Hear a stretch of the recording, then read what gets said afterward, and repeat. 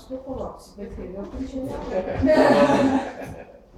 Eu tô lá, tô. Gente, nosso tema é um tema interessante e importantíssimo. Eu vou fazer um vínculo, eu vou deixar aqui para mim, vocês têm na apostila aí, eu vou pegar um para nós temos um vínculo muito, uma necessidade muito grande da gente compreender o que ele tá, do que ele trata.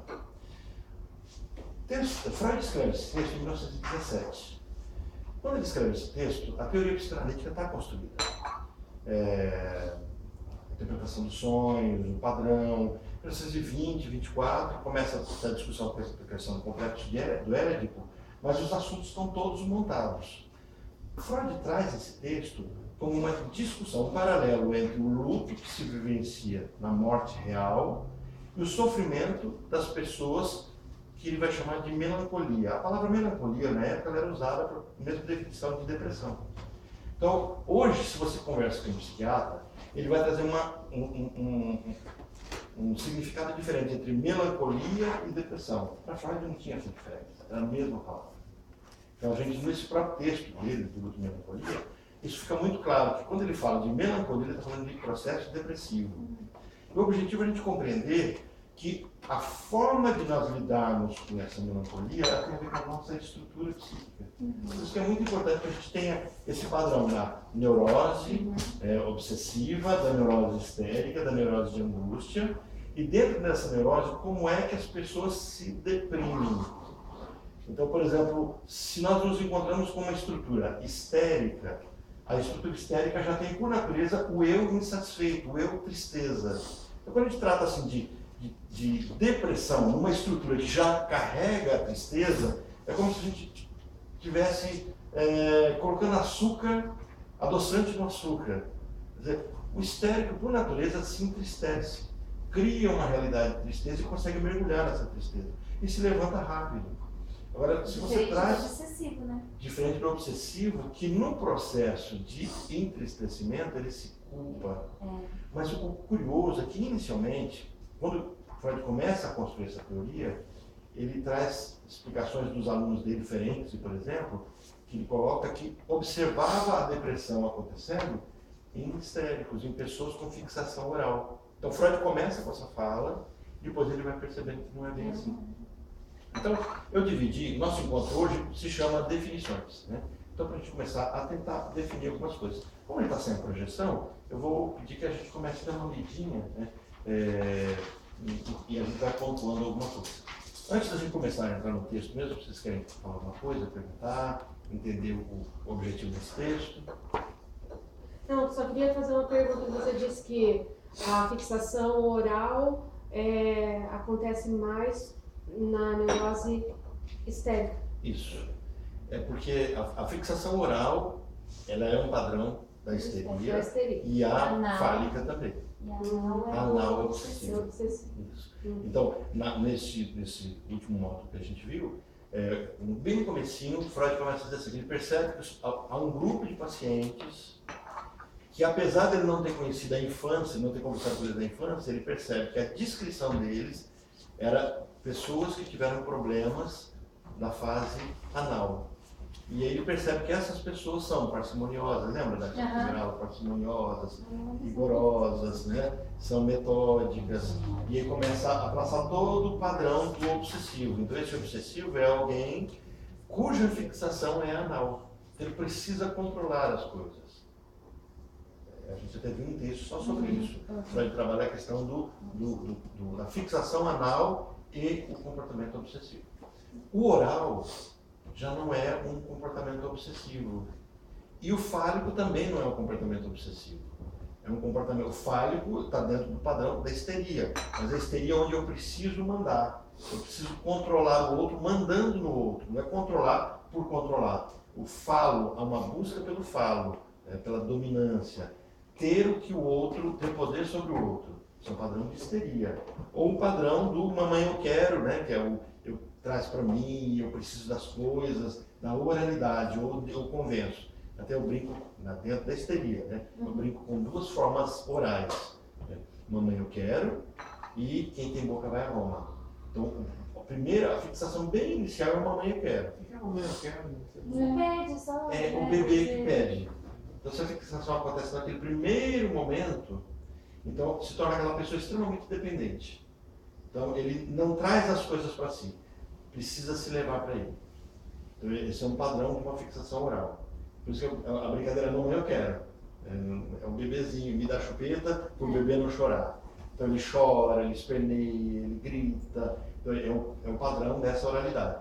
E a outra é quem tem boca vai a Roma. Ainda é fixação oral, mas ele já pega as coisas e traz para a boca. Então, até os 6 primeiros meses, a criança é muito apática. Depois dos 6 meses, a criança traz as coisas, põe o pé na boca, põe objetos na boca. Então, apesar de ser oral, é uma oralidade agressiva. Mas tem esses 2 momentos, né, na fase oral. E pode se estruturar, então, em uma fase ou na outra? Então tem gente que vai ser mamãe eu quero e vai ter gente que vai ser... Tem gente que vai ter os dois, né? Um pouquinho dos dois, tanto do oral quanto do fálico. Nós carregamos tudo isso. Né? Tudo é ferramenta. Agora a questão é, na crise, né? É o bolinho sair da toca.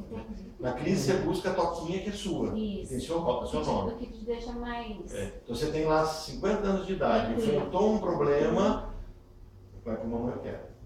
Tá, esse no Mamãe Eu Quero. É o espernear. O Mamãe Eu Quero. E o outro que eu queria mesmo dar. Eles têm a ver com a histeria. São histéricos. Não, sim, mas a histeria de fobia e a histeria. São os bons. É histeria, pode ser uma das duas. Ah, tá. Não é conversiva, mamãe conversiva. Necessariamente não. Orlando, e esses aí, por exemplo, do fálico, eles também histérico. Eles são bons em oratória, assim, para convencer a questão? Não, o fálico é agressivo. O fálico, eles são extremamente agressivos. Por quê? Porque é exatamente o momento em que eu imponho minha autoridade, eu preciso enfrentar. Então, o fálico é alguém que não vai buscar, não respeita os limites, e tem até um padrão, aparentemente, de perversão. Não é perverso, mas tem um padrão no sentido que ele é agressivo. Enquanto que quem tem boca vai a Roma é passivo. Quem tem... Mamãe eu quero, ele é passivo. Ele é receptivo. É quase que um padrão psicótico. Porque está bem primitivo. Agora, na fase da fase fálica, é exatamente aquela fase de eu não encontrar no pai, o pai, isso a gente já viu, não sei se foi na turma de vocês semana passada, não encontra o pai como detentor do falo, mas como sendo o falo. Foi na turma de vocês, né? Então, enquanto o obsessivo tem saudade, lembra? Saudade da dialética do pai que do ser e não ter. Exatamente. Certo? Orlando, sobre a diferença entre melancolia, depressão, tristeza, vem ou vai vir? Vai. Ah, tá. Senão eu já queria ver. Não, agora é um mês inteiro. Não, é um mês inteiro. Hoje a gente vai falar sobre. Segura a melancolia. Porque na semana que vem é o trabalho do luto. Tá. Esse é o caminho da semana que vem. O que é o luto em si? Porque fala, mas luto é a morte. Todo o processo, todo processo de perda, de recomposição é luto.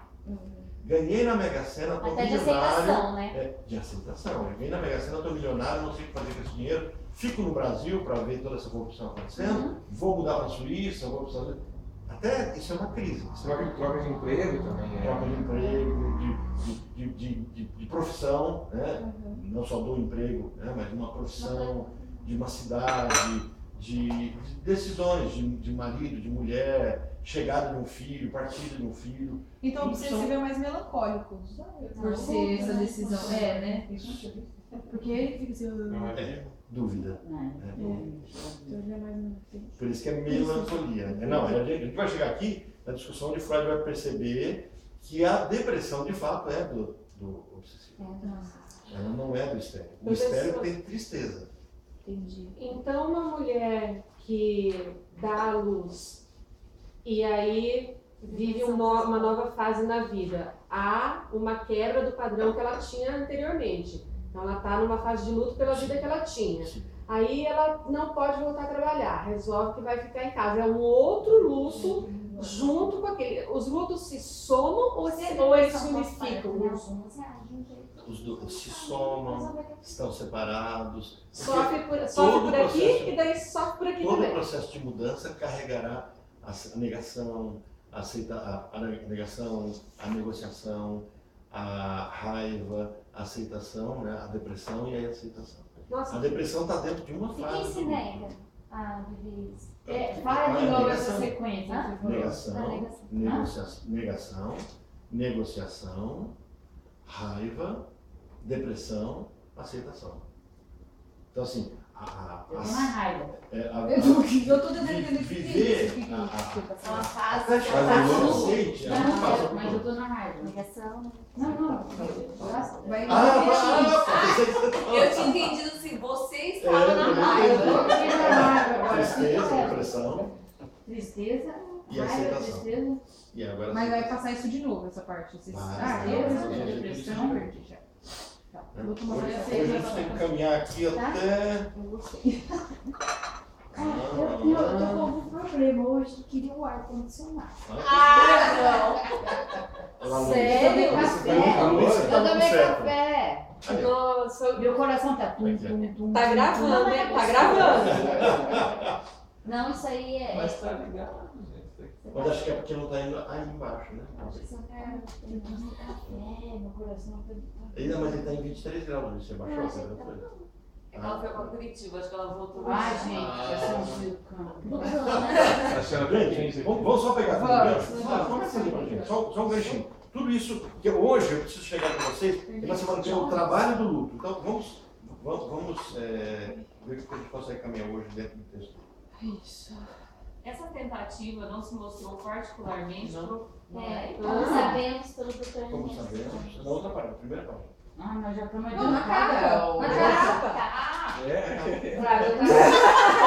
Eu estava junto com você, eu estava seguindo você. Nem era Cheguei. Nós estamos adiantadas. Como sabemos pelo Dr. Ernest Jones, Freud lhe expusera o tema do presente artigo em janeiro de 1914 e falou sobre ele perante a Sociedade Psicanalítica de Viena em 30 de dezembro daquele ano.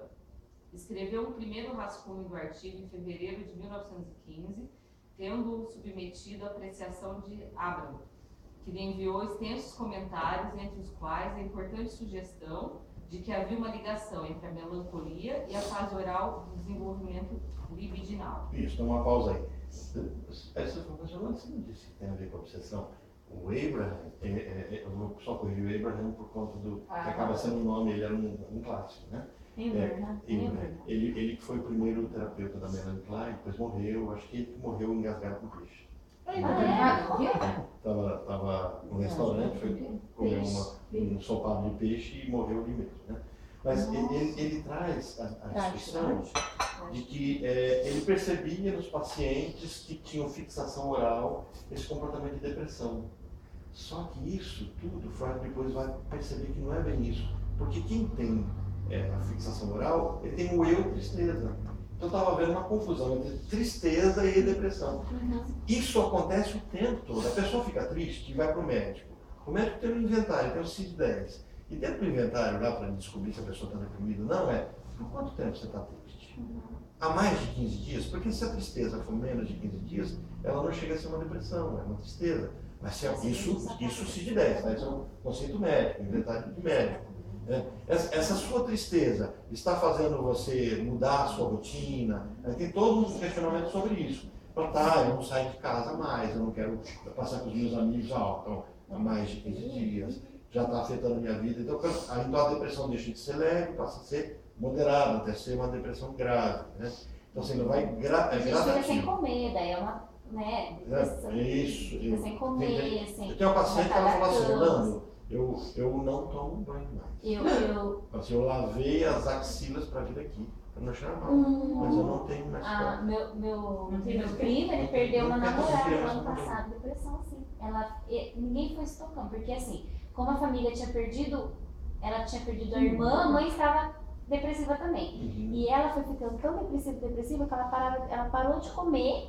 E aí ela foi para o hospital, já quando levaram para o hospital, que viram que estava muito grave, os rins já estavam parando. Daí ela entrou em coma e morreu.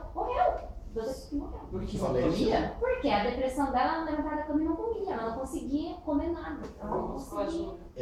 O objetivo, esse texto é maravilhoso para entender assim, por que acontece isso com a pessoa. Por isso que eu vou precisar que você, aquele texto que você achou que não estudou, não tem que, se vocês estudaram, eu queria que vocês lessem. Só eu tenho esse texto, acredita? Sério? Vocês não estudaram narcisismo mesmo? Não. Olha, eu acho que não, hein? Não. Eu tenho que acho que você faltou, Cília, né? Sim, a gente falou do narcisismo várias vezes. Não, falamos, mas não é essa apostila inteira. Mas a gente procurando vídeo. Não, essa Débora falou que não é, gente, escreve, não é. Tudo bem, todo mundo chama de Débora. Ah, eu tô chamando mãe. Desculpa, é sua mãe, Não pode. Não, ela vai fazer uma feira que quiser ver, feira lá no Europa. O caso da depressão é um caso de internalização do mal. A depressão, na verdade, é um caso de internalização do mal que tanto odeio. Depois a gente vai ver isso um detalhezinho. Tanto odeio. Se eu sou abandonado por alguém, então a minha libido estava vinculada a uma pessoa, certo? Essa pessoa deixou de existir, porque me abandonou, porque aprontou alguma coisa comigo, ou porque morreu, é coisa pode ter acontecido. Aí a minha libido fica solta, eu não vinculo ela em alguém, ou em um outro objeto. E ao ficar solta, ela retorna aderente. E ela traz para dentro de mim o ódio que eu sinto de ter sido abandonado. Olha, mesmo tendo sido abandonado porque alguém morreu, é abandono. Então, essa dor intensa retorna aderente. E ela adere onde? Ao meu ego. Então, o depressivo, quando ele fala assim, eu quero morrer, a frase dele não é eu quero morrer, eu quero te matar. É porque ele passa a se confundir com o objeto que ele odeia tanto.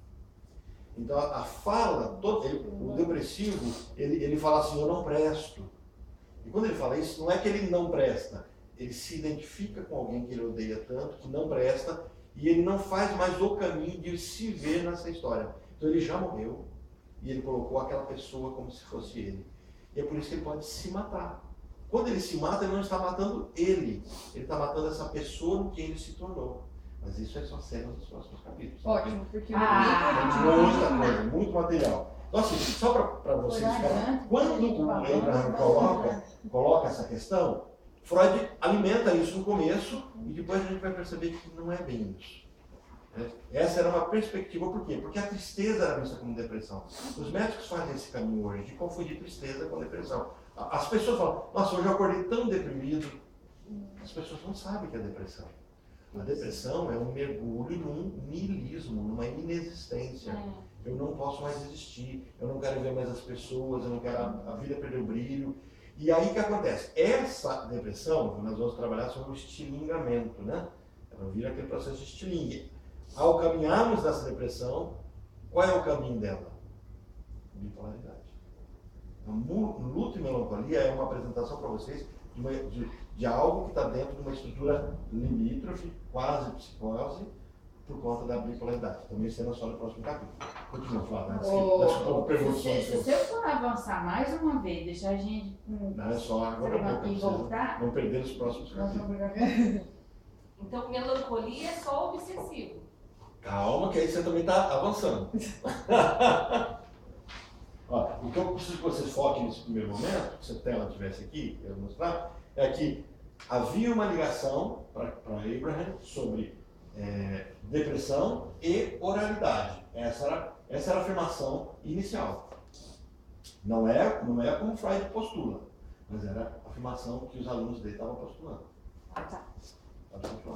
O rascunho final do artigo foi concluído em 4 de maio de 1915, mas como o anterior só foi publicado 2 anos depois. Bem no início, provavelmente em janeiro de 1895, Freud enviara a Fliess uma elaborada tentativa de explicar a melancolia. Você sabe quem é Fliess? Fliess é um amigo de Freud. É um amigo dele. E muitos dos artigos, dos textos que ele escreve, ele manda para Fliess. São cartas que ele está trocando. Tipo o terapeuta dele. Não é um terapeuta, porque eram 2 colegas. Mas assim, se a gente for perceber, ele acabou fazendo análise dele com o Fliess. Quando ele tinha um sonho e não conseguia interpretar, o sonho dele angustiava, ele escrevia para Fliss. Então ele trocava correspondência com vários colegas, mas Fliss era um confidente dele. O curioso é porque Fliss é religioso. E um dia, por isso que a minha teoria é que Freud não é ateu. Um dia ele pede para Fliss fazer oração por ele. Ore por mim, tal. Como é que um ateu pede? Como é que um ateu declara? Porque Freud é declaradamente ateu, né? O que ele pede? Será que ele estava curtindo? Ele não caiu de avião. Então, Freud libera Fliss, uma elaborada tentativa de explicar a melancolia, sobre cuja designação ele regularmente incluía o que agora, em geral, se descreve como estados de depressão, em termos puramente neurológicos. Então, olha só, a melancolia não é diferente de depressão? Quando Freud fala de melancolia, ele está falando de estados de depressão. Então, isso já fica bem claro no texto. Melancolia, então, para eles é depressão, é a mesma coisa. Pode continuar. As tentativas É a mesma coisa ou é uma coisinha dentro de todo o universo da depressão? Ao falar de melancolia, ele fala de depressão. Então, para ele, A depressão é uma depressão. É a mesma definição. Tá, não tem aquele nível. Não. Um pouquinho de depressão, mais depressão, muita depressão. Não. Tá. Se eu tiver um pouquinho de depressão, se eu tiver muita depressão, eu estou vivendo o mesmo nível de sofrimento, o mesmo estilo de sofrimento. Então a única coisa que eu posso agravar ou não isso dentro da demanda. Mesmo estilo, não nível. Mesmo estilo. Mesmo estilo. Isso. Mesmo estilo. Mas calma. Se ele está falando que melancolia é depressão, e a gente chegou à conclusão que você falou, que depressão quem tem é obsessivo e tristeza é histérico, então a pergunta dela está correta, né? Que quem tem melancolia é só obsessivo. Sim, mas foi tá bom. É que eu tô fazendo as ligações na minha mente. Calma que isso vai ser um tópico. Tá. Mas não estou dizendo que não é. Tá. Quer dizer, calma que vai ter. Tudo bem, então eu posso fazer Sim, não. Talvez. Vem na próxima aula. Gente, eu sou levando essas coisas de longe. Sim, isso. Essa tentativa não se mostrou particularmente profícua, mas foi logo substituída por uma abordagem psicológica do assunto. Só 2 anos depois, encontramos um dos exemplos mais notáveis de previsão de Freud. Esta ocorre no manuscrito, também endereçado a Fliss, e trazendo o título Notas. Esse manuscrito, datado de 31 de maio de 1897, é incidentalmente aquele no qual Freud, pela primeira vez, antecipa o complexo de Édipo. O trecho em questão, cujo significado é tão condensado a ponto de ser obscuro em certas passagens, merece ser citado na íntegra. Então a gente começa a perceber uma descrição da questão do Édipo. Então, está toda uma construção. Então, se eu falo de depressão, o que a depressão tem a ver com Édipo? Na fase, né? Lá na fixação, na fase. Não só a fixação me traz uma personalidade, um caráter. A fixação me traz isso. Mas no Édipo é que eu vou. A forma como eu vivencio o Édipo é construída nesse texto. Então, só, nesse manuscrito, ele está falando de depressão, pela primeira vez ele antecipa o conceito. Então, assim, tem a ver, mas ele não está construindo a teoria tendo tudo a ver. É porque ele está antecipando esse conceito nesse momento. Tá? Pode continuar. Eu tentei fazer uma coisa para mim aqui e ficou pior. Nossa, eu não gosto mais. Não? Dá para pegar. A aplicação melancolia da linha de pensamento delineada nesse trecho parece ter sido deixada completamente de lado por Freud. Realmente, ele raramente tornou a mencionar essa condição antes do presente artigo, salvo algumas observações num debate sobre suicídio na Sociedade Psicanalítica de Viena em 1910. Quando ressaltou a importância de traçar uma comparação entre a melancolia e os estados normais de luto. Aí entra o tema do livro. O que ele começa a fazer? Ele começa a comparar melancolia com luto, um velório. Então, quando alguém está com esse nível de sofrimento, de depressão, o que ele começa a dizer, deixa eu tirar daqui porque eu não posso fazer esse barulhinho, ele está falando assim, tudo que acontece com a pessoa deprimida, acontece com alguém que perde o ente querido. Então ele vai traçar um paralelo. O que acontece no processo de luto? Morreu uma pessoa muito querida sua. Como é que você vivencia? Aí toda aquela característica do luto, ele vai percebendo assim, você está deprimido. Todas aquelas características ele vai listar daqui a pouquinho. Então assim, o que permitiu Freud então reabrir o assunto foi naturalmente a introdução dos conceitos do narcisismo e do ideal de ego. Vocês lembram de ideal de ego? Ego ideal, ideal de ego? Eu sempre confundo os dois. Ego ideal, ideal de ego. Ego ideal, imagem especular. Ah, o que me vejo. É, como eu me vejo. O que esperam de mim? Ego ideal. O que esperam de mim? Ideal de ego, quem eu quero ser? Ideal de ego tem a ver com ético. O psicótico não tem ideal de ego. Ideal de ego, quem é? Ego ideal. Ego ideal é quando as pessoas me veem, elas veem o quê? Quando a minha mãe me vê, as pessoas é estruturado nessa figura da minha mãe. Então, como é que isso como é que ela me vê? Esse é o meu ego ideal. Então, quando eu não estou nessa percepção de como me veem, eu começo a me sentir desconfortável. Por quê? Porque é como se eu não fosse aquilo, eu não confiro com o espelho. Sabe aquela história? Eu estou olhando no espelho e não sou aquilo que está no espelho? O meu ego ideal está tendo um problema narcísico diante disso. Meu ideal de ego é quem é que eu quero ser? Quem é que eu quero ver no espelho? O que eu carrego? Então eu percebo que há um ideal a ser criado. Algo que eu vou buscar. Então a pessoa se olha no espelho e se vê gorda sendo magro. O ego ideal dela é de uma pessoa gorda. Ela se olha no espelho, vê magra, mas o ego ideal para ser gorda, ela se vê gorda. O princípio da anorexia. Certo? Mas só da anorexia. Eu olho no espelho e não vejo um homem. Vejo uma mulher. Sei racionalmente que eu sou um homem. Mas me vejo uma mulher. Meu ego ideal está alterado nesse sentido. Meu ideal de quem eu quero ser. Eu posso até ver distorcido, mas eu não quero isso. Então, esse é o caminho. Isso foi construído nesse texto. Esse texto que você mostrou do narcisismo. Toda a teoria de ego ideal de ego está nele. Nós não. Está nele. Mas a gente faz um workshopzinho depois. Recupera. E o ego ideal é como eu me vejo, é o que eu vejo no espelho, sou eu. Não, o ego ideal é como eu sou visto através dos olhos dos outros. Ah, como eu sou visto através dos O ego Eu ideal. sou o contrário da palavra. O ideal de ego e ego ideal. O ideal de ego é quem eu quero ser. Quando o ideal de ego é muito elevado, aí é um sofrimento muito intenso, porque eu não estou nunca na altura. Então eu tenho superego, você tem que ser perfeito. Você não pode errar. Qual é o obsessivo? O ideal de ego. O ideal de ego do obsessivo é pesado. É extremamente exigente. O ideal de ego do obsessivo. Enquanto que o ego ideal dele vai ser distinto. Por exemplo, o ideal de ego, o ego ideal do obsessivo, é de uma pessoa que vivenciou muito prazer, não devia ter vivenciado. É de não sofreu tanto. E o ideal de ego é você não devia ter feito isso. Aí ele se sente culpado. Porque um está muito aqui, o outro está muito aqui. Então você não tem. Um é imagem especular, imagem do espelho. O outro é o ego. Mas o ego ideal é aquele que é assim, o que eu acho que as pessoas veem de mim. Eu nem sei o que é que as pessoas veem de mim, mas eu acho que elas veem assim. Esse eu acho é o olhar da mãe. É o olhar do objeto. Então não importa, na verdade, como as pessoas me veem. Porque quando a gente trata do paciente, o paciente Não traz... importa o que como a mãe vê a gente.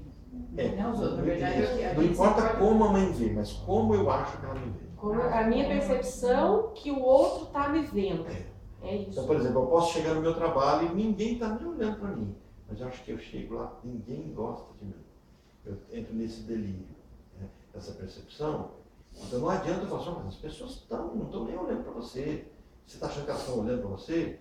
Essa fala não cola. Por quê? Porque o ego ideal está sendo vivenciado como um ego que diminui ela é vista como inferior ou muito grande. Né? Mas não necessariamente quem eu quero ser, não necessariamente quem eu quero ser é o que esperam de mim?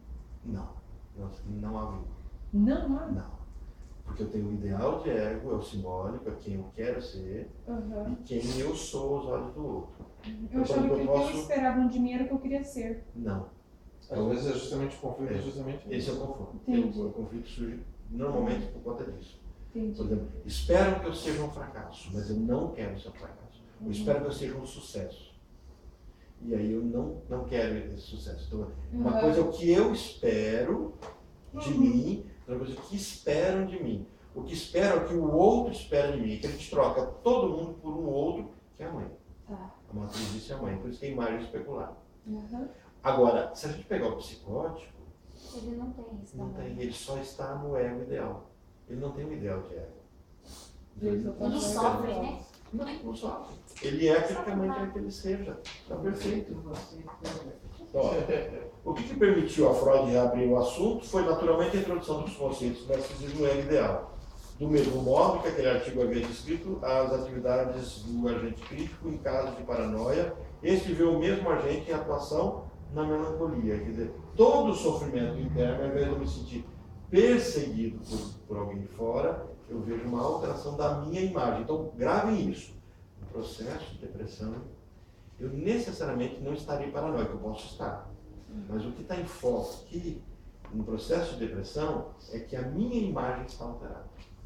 Então, a pessoa que se vê no espelho, ela não vê a imagem do espelho real e não consegue ver o ego ideal e o ideal de ego real. Está totalmente alterado. Então não adianta você chegar para uma pessoa e falar assim, lava esse rosto, penteia esse cabelo, escova o dente e vai tomar banho. Ela pode até fazer isso, automaticamente. Ela não tem desejo de fazer isso. E mais para frente vai entender por quê. Então, no processo de depressão, a minha imagem alterada, né? Alterada.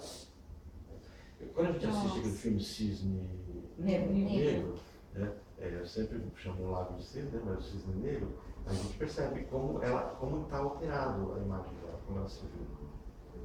Mas dela é um caso de psicose, né? O caso dela é limítrofe ali, né? É bem complicado. Achei que dava para afirmar. E a psicose? É. Não. Afirmar que é psicose, não. Porque ela está num sofrimento intenso. Ela usa os fenômenos da psicose, mas não é psicose. Entendi. Achei que por ela internalizar o cisne, era...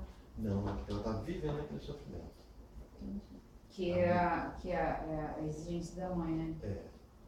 Ela está vivendo que a mãe Quer que ela seja. exige dela. Aí agora, os fenômenos são psicóticos, sim. Ah, tá. Os fenômenos. É que eu fiz um estudo sobre esse filme e tudo que eu procurava e encontrava falava da psicose, por isso que eu perguntei. Porque daí aí entra, porque daí tem toda essa discussão de uma estrutura ou de Entendi. Né? Continua mais um pouquinho pra gente. Umas implicações desse artigo.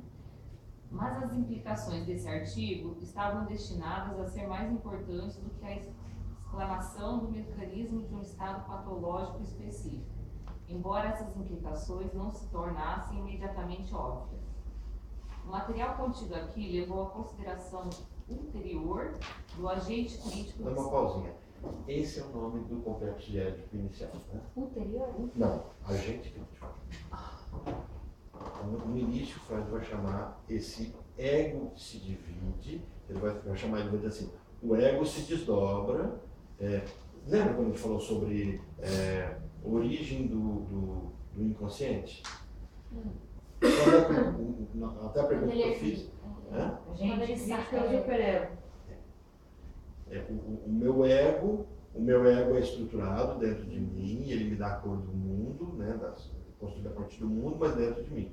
Depois é devolvido para fora. É o que E só transborda. que aí ele É o que transborda, não é? ele vai se dobrar. Ele vai se dobrar.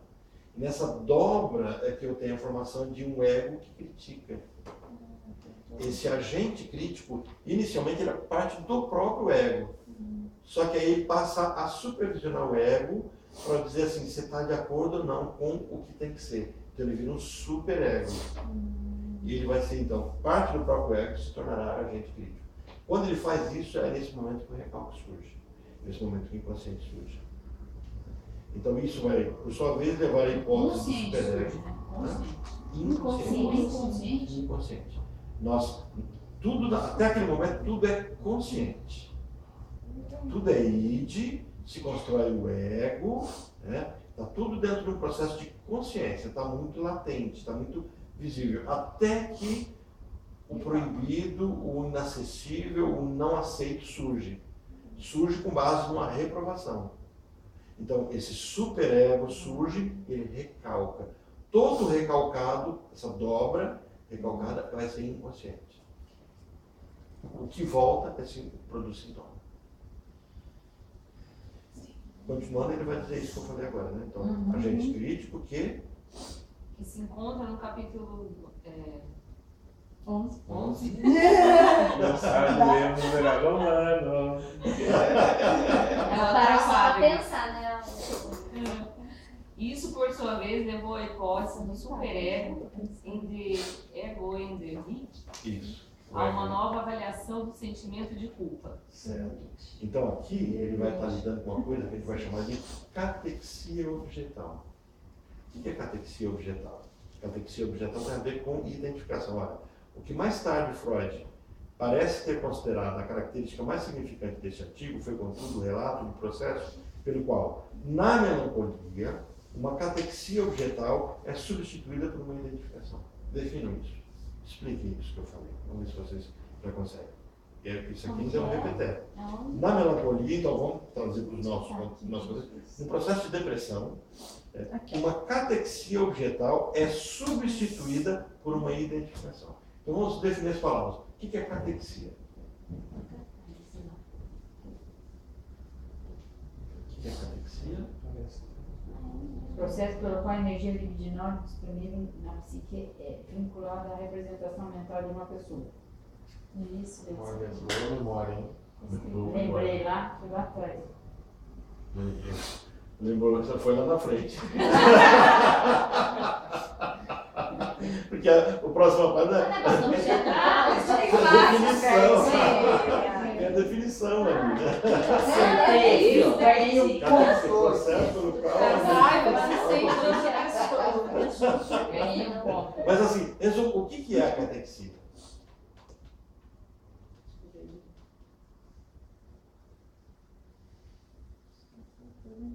Quando eu falei sobre isso, eu me lembro que a Carla pegou uma palavra, procurou dicionar a palavra catexia e nos trouxe, e a gente começou a trabalhar essa palavra. Tinha a ver com travamento. Qual que está travado? Com algo que está preso. Catexia libidinal. É o negócio da bola, não é? Da bola na água. Você tenta afundar e ela... Está preso, seguro, não sobe, não vem à tona. Então, algo que está catexizado é algo que está preso, retido. Catexia, retenção. Aí a diferença de catexia para recalque? O recalcado tem a ver com o inconsciente. O recalcado é o inconsciente. Não emerge. A catexia é uma pulsão. forte, O recalcado não vem à tona. Não vem, fica lá. O catexizado energia, né? está ali preso. A energia, então ele tem a ver com energia, pulsão, libido. Uma catexia libidinal significa que há um bloqueio. No momento que eu vou ter, tenta imaginar a seguinte situação. Tenta imaginar uma situação onde toda vez que você vai ver algo, você vê outra coisa, não vê algo. Por exemplo, se você sente o cheiro de alguma coisa, automaticamente Você lembra de outra. lembra de outra. Isso. A catexia é isso. Toda vez que aquela imagem virar, vem algo que corresponde a ela. É igual o café, aí alguma coisa que me remete ao meu pai. Por exemplo. Isso. Não, o cheiro. Nós vamos ter esse vínculo. Então, não tem como pensar em café sem que pense também no pai. Se a imagem, se a identificação é boa, está perfeito. Se ela é ruim, você está andando na estrada, você está tomando café. No momento que você está tomando café, você vê uma pessoa sendo esfaqueada. Ah, sim. Toda vez que você vai tomar café, você passa mal, você não sabe por quê. Então, há uma catexia.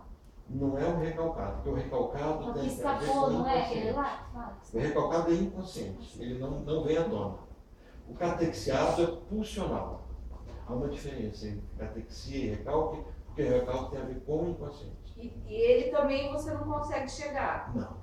Igual o recalcado. O recalcado Não, a você catexia você catexia chega. você chega. Você Tem um chega. caminho. Catexia, a ilustração que eu tenho é de um nó Tá. na mangueira. A mangueira continua enchendo. Começa a latejar. Catexia. A pessoa foi fazer sua unha, machucou, aí você chega em casa, 2 dias depois está aquela bolinha de pulso. Catexia. Pulsa. Dói. Você tem que vazar ela. Então você sabe que existe, está ali. Só que ela cria identificação.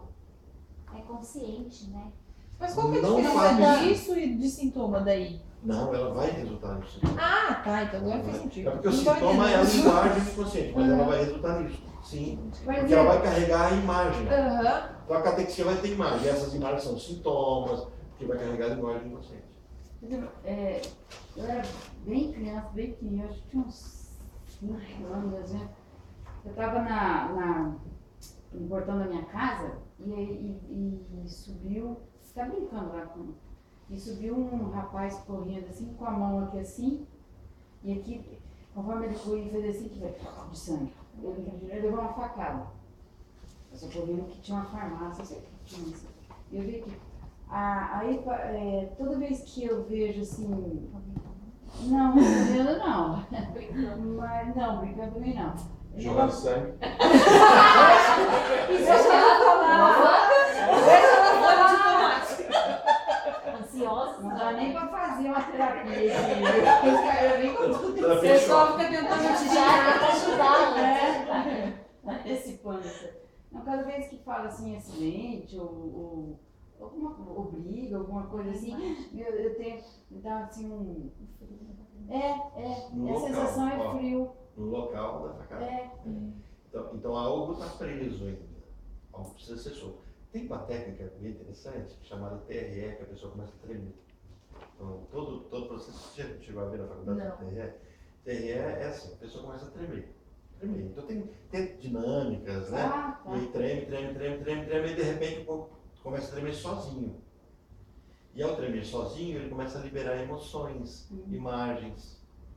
E aí a pessoa se vê livre, recordando assim. Isso que eu estou te falando, eu só vinha fazer essa ligação agora, não faz muito tempo. Porque antes eu conseguia uma coisa, ai, nossa, não posso ler isso, eu não posso falar disso, ia dar um negócio aqui para mim.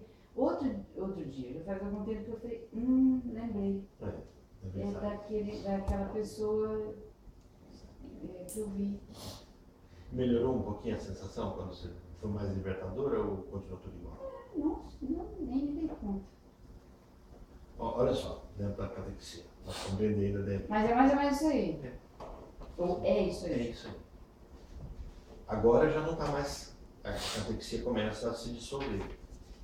Mas era isso, quer dizer, algo está preso e carrega uma figura. Então quando eu não carrego a história mais, porque eu tenho a figura dela. E essa figura incomoda, ela é distorcida, ela não corresponde à realidade. Todo mundo faz uma crítica, uma observação sobre a figura, a identificação. Só que ela tem um correspondente, o link. O que mais tarde Freud apareceu para mostrar a característica mais significante desse artigo foi com todo o relato de que a melancolia é uma catexia objetal, quer dizer, o meu vínculo com o outro, o meu vínculo objetal, que está comprometido. No capítulo 3... Nossa, onde é que você está? Já achei. Caráter regressivo. Eu acho que vocês não estão contigo. Né? No capítulo 3, achou? Tá. Flávia, continua pra gente, por favor. No capítulo 3 de Ego and the Id, Isso. é assim que fala? O ego Argumentou que esse processo não se restringe à melancolia, mas é de ocorrência bastante geral. Essas identificações regressivas... Identificação regressiva. O que você fez agora? Você fez uma identificação de algo que foi na sua história. Cada um de nós teríamos uma experiência para contar de alguma coisa que viu e que trouxe algum nível de impacto, de alguma coisa que você passa mal. Por exemplo, a Sheila falou do café.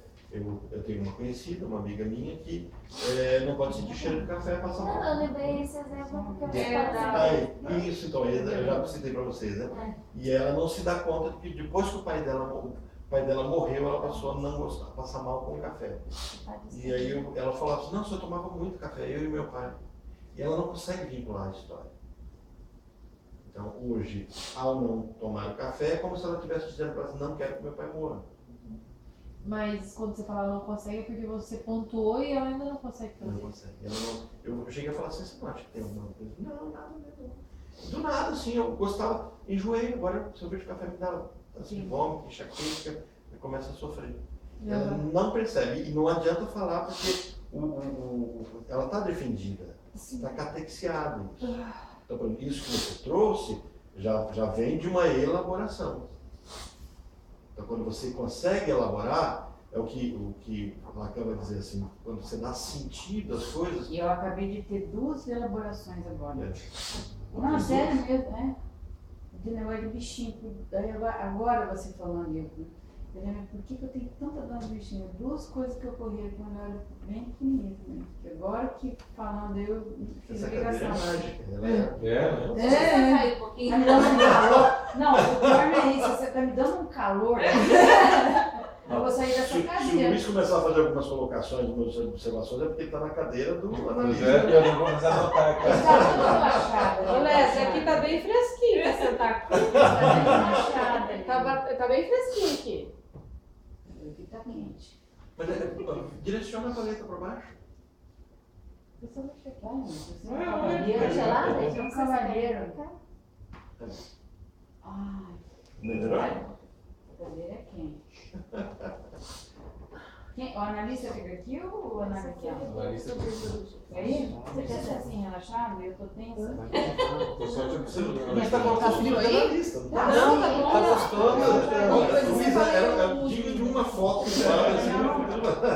A cadeira tá escura. Gente, ó, esse processo não se restringe à melancolia, porque a observação é, mas isso só acontece no processo. Você quer Não, tô tranquilo. Nós estamos vendo. Você é yoga ali, ó. Eu tô tranquilo. Não, eu tô tranquila. Aí eu tava assim, daí começou a doer, eu falei, não, vou esticar um pouco. Esse processo não acontece só com depressão, né? Em tudo, mas é uma ocorrência bastante geral. E essas identificações regressivas, ressaltou ele, não são em grande medida a base do que descrevemos como caráter de uma pessoa. Então, assim, a gente não pode esquecer que o que me dá o meu caráter é a minha fixação. As minhas regressões não me dão o meu caráter. As minhas regressões são defesas do meu ego em que eu vou me defendendo por identificação, por projeção, minhas defesas, mas elas não dão o meu caráter. O que me dá meu caráter? Fixação. Então não é o fato de eu ser oral, anal ou fálico que me vai fazer ter ou não esse processo de identificação. O que você está querendo dizer por caráter? Caráter é personalidade. Para Freud, o nosso caráter é construído. E é construído por meio da nossa psicossexualidade.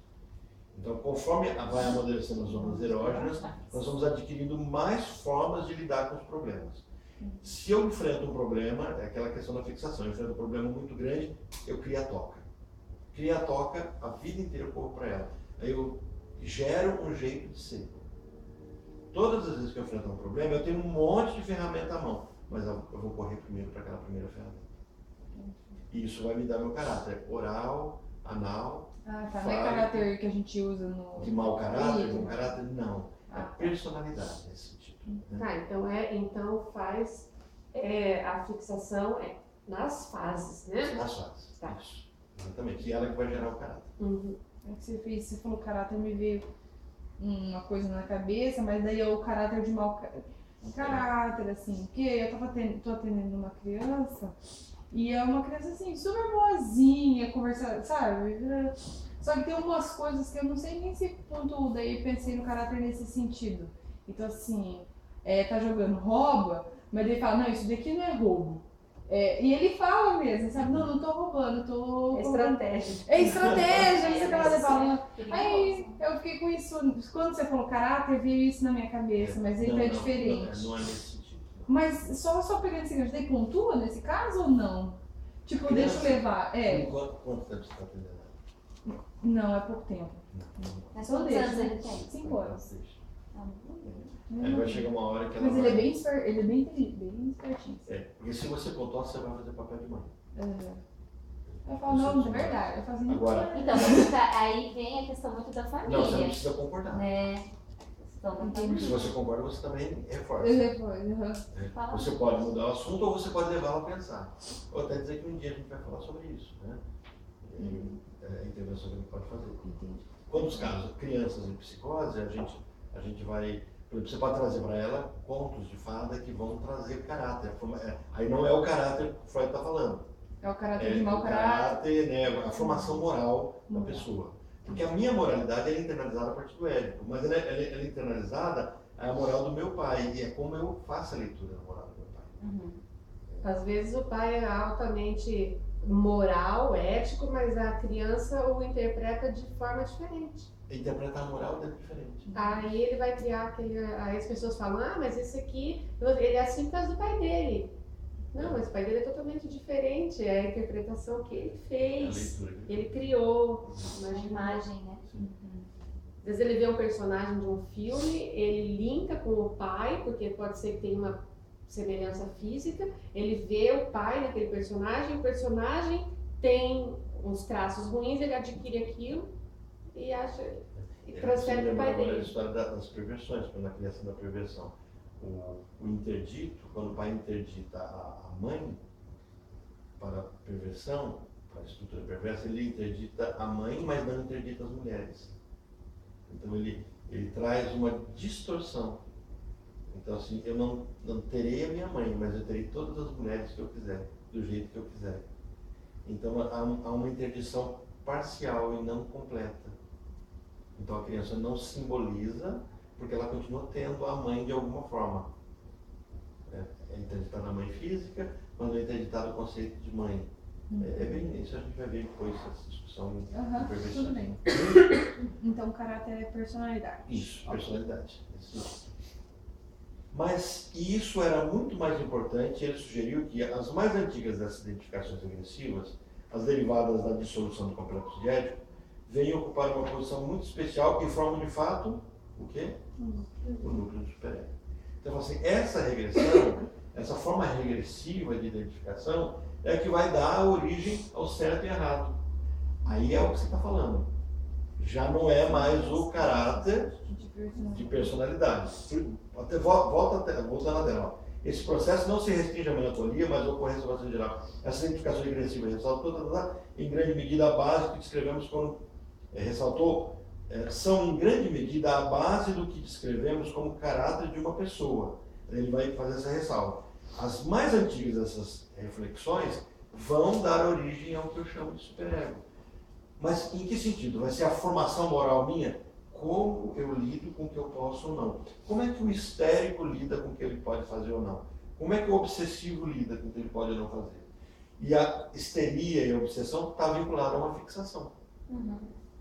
Agora, o conteúdo é que aí não, aí é o que você estava colocando como então, conceitos morais. Superego são as identificações regressivas, é isso? Isso.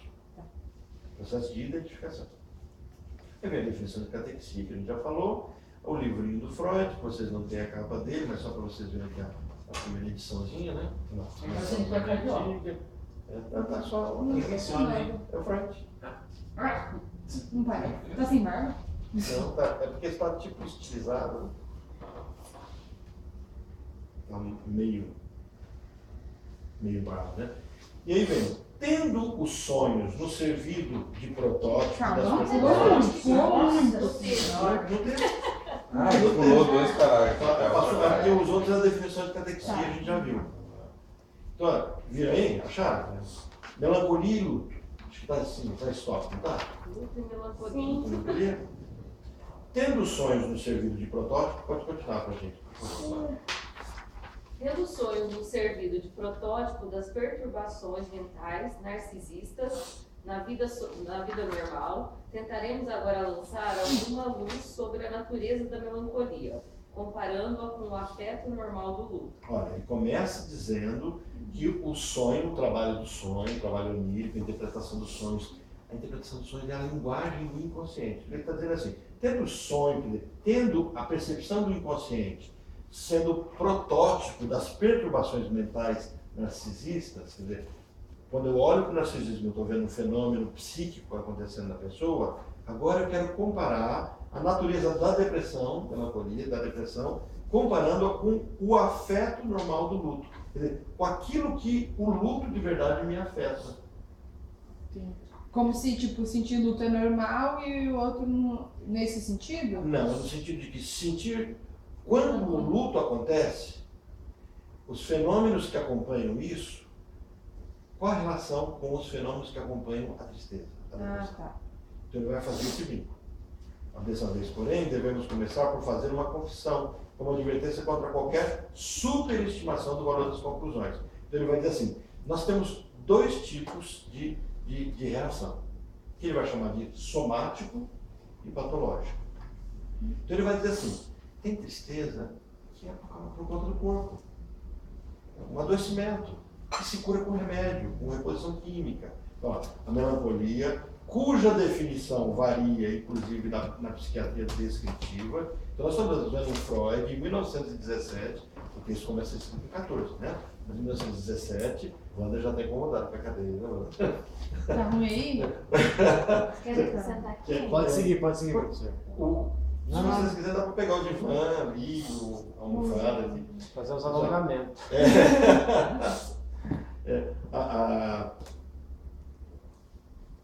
Essa psiquiatria de 1914 já é descritiva. Ela faz a abordagem da tristeza com base na descrição. O que você está sentindo? Há quanto tempo você está assim? Então, já há essa busca. Então, ele vai dizer assim: cujo agrupamento numa única unidade não parece ter sido estabelecido com certeza, sendo que algumas dessas formas sugerem afecções antissomáticas do que psicogênicas. Ele vai dizer assim: tem pessoas que estão tristes, e estão tristes porque são tristes. É o jeito delas serem. Ou porque há uma desorganização química. Então, assim, não é algo patogênico. Vamos imaginar a seguinte situação: você perde algo que você gostava muito, né? Morreu seu cachorro, perdeu um carro, alguma coisa triste. É natural que você esteja triste. Isso não é patogênico. A pessoa perde o namorado, perde o marido, perde a esposa, né? Por que não vai ficar triste? Perdeu o pai, perdeu a mãe, por que não vai ficar triste? Quer dizer, quando a gente patologiza tudo, é complicado. O Freud já estava dizendo isso em 1914. Como se tivesse direito, né? Aí como se a felicidade fosse obrigação. Como se não tivesse o direito de ficar triste. Todo mundo tem que ser feliz. Uhum. E nós vivemos nessa ditadura da felicidade, né? A pessoa acorda triste. O que aconteceu? Tudo bem? E os pais são terríveis para isso, né? Eu ia dizer isso agora. Dentro de casa é uma tristeza. Você vai na reunião familiar, tá lá todo mundo, tio, tia, vovó, todo mundo. Aí você acorda meio assim, meio tudo. O que aconteceu? Tá acontecendo alguma coisa com você? Passa o dia inteiro te investigando. Chega de tarde e fala assim: eu percebi que você tá meio batida. Não aconteceu alguma coisa? Eu posso te ajudar? É uma obrigação. Obrigação de ser feliz. Naquele Ou filme, um Divertidamente, tem isso. Né? Ou é um cuidado, cara. Não, é um cuidado. Mas assim, Mas é exagerado. Não reconhecer que é natural entristecer, porque a vida é composta por perdas, por Se for sofrimento. religioso, então. A gente patologiza tudo isso. Né? E naquele filme, aquele desenho Divertidamente, isso fica muito claro. A alegria dela não permite que a tristeza toque nas lembranças. Lembra dessa cena? A alegria o tempo todo. Não põe a mão, não. E a Azulzinha tá lá doidinha para pegar as lembranças. Não põe a mão, não. Quando ela põe a mão, começa a ficar assim: não. Com aquele cabelo lambido na cara, bem emo. Bem né?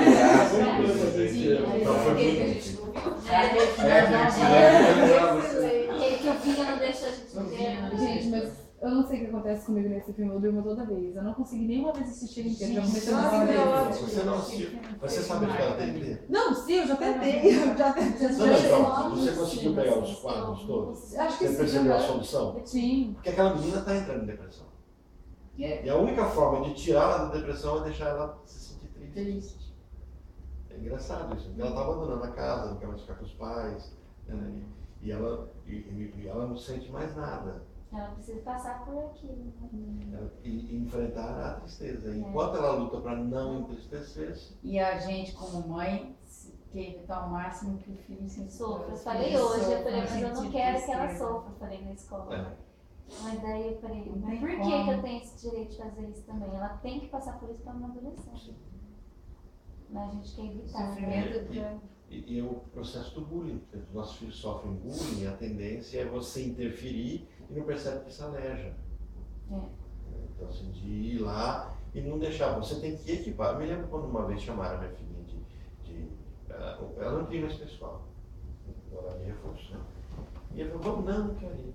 Eu falei assim: aconteceu alguma coisa. E vai tentando entender. E tinha acontecido, alguém tinha chamado ela de gordinha, de baleia, né? Você não é gordinha.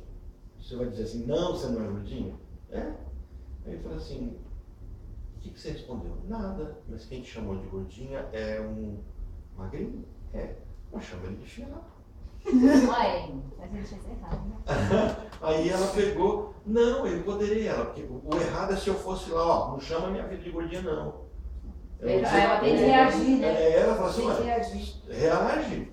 E qual o problema? Você não é gordinha? Aí eu achei interessante, eu tenho uma outra sobrinha que também é obesa, e aí ela pegou, ela desabafou. Falou assim, tio, me chamaram quando eu era mais nova.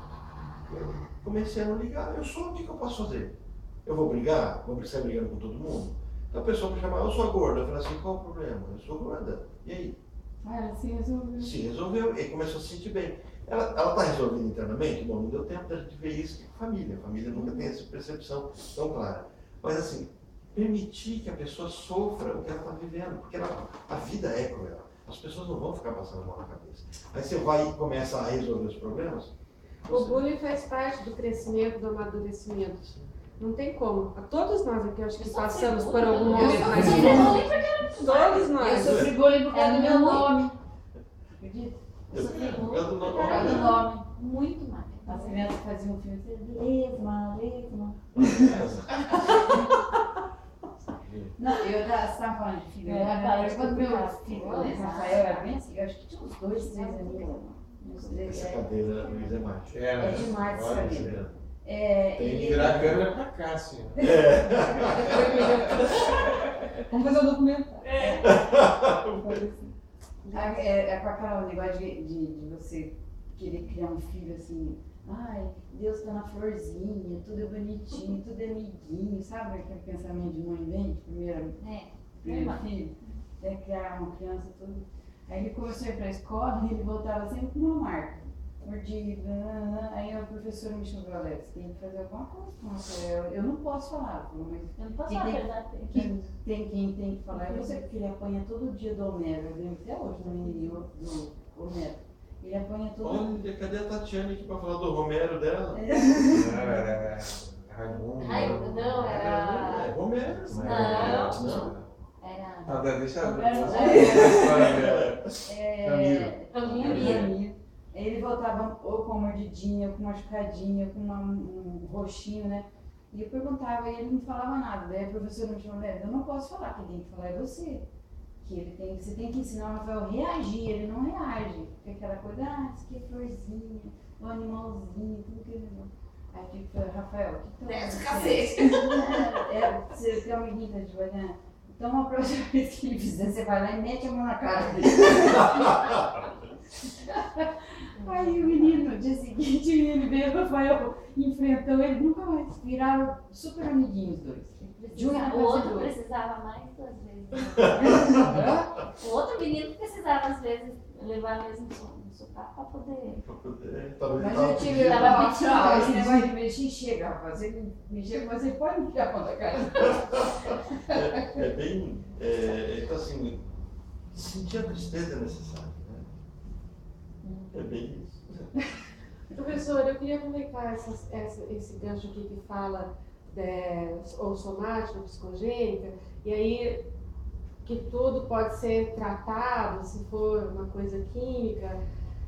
A medicação, existe um termo para isso, eu não me lembro agora como que é, mas quando você toma um medicamento por bastante tempo, hoje tem acontecido muito isso, se as indústrias estão fazendo isso como estratégia de venda mesmo, para adoecimento cada vez maior, e eles não têm intenção de curar a pessoa, eles querem manter que a pessoa continue naquele medicamento ou passe para o mais forte, aumente a dose daquele. Existe um termo agora que foi criado para denominar essa, não é nem dependência, é esse movimento econômico mesmo das indústrias para que tudo seja tratável. Então eles inventam as doenças, os sintomas, e você se encaixa, porque são coisas do teu dia a Mas o dia. objetivo é encaixar, né? Você se encaixa. Você se encaixando, aí você Em compra a tudo. ideia, né? Aí você vai lá, eu vi um remédio assim, tá, eu quero tomar, o médico vai, prescreve, e nunca mais você sai daquilo. Exatamente. O que nós vamos fazer com isso? A sociedade está indo por esse caminho. O Larry Ribeiro é um dos que faz essa denúncia, né? Ele fala do cloreto de magnésio, que tem que evitar de tomar. Eu vou pesquisar porque eu li isso. Eu vou trazer para vocês o nome certinho, a definição do que é. É uma coisa atual. É uma coisa atual, tá? É um movimento que está vindo agora contrário a isso, sabe? Está se levantando para dizer, opa, então, mas para aí. Nessa época, quando Freud traz, a discussão já era essa, naquela época. Porque naquela época eles estão descobrindo as drogas, a farmacologia está crescendo, então imaginava-se descobrir medicamentos que curassem tudo. E aí entra a questão, curar tudo, e aquilo que não precisa ser curado? E aquilo que me dá o sentido de viver? Aquilo que dá a cor da minha vida?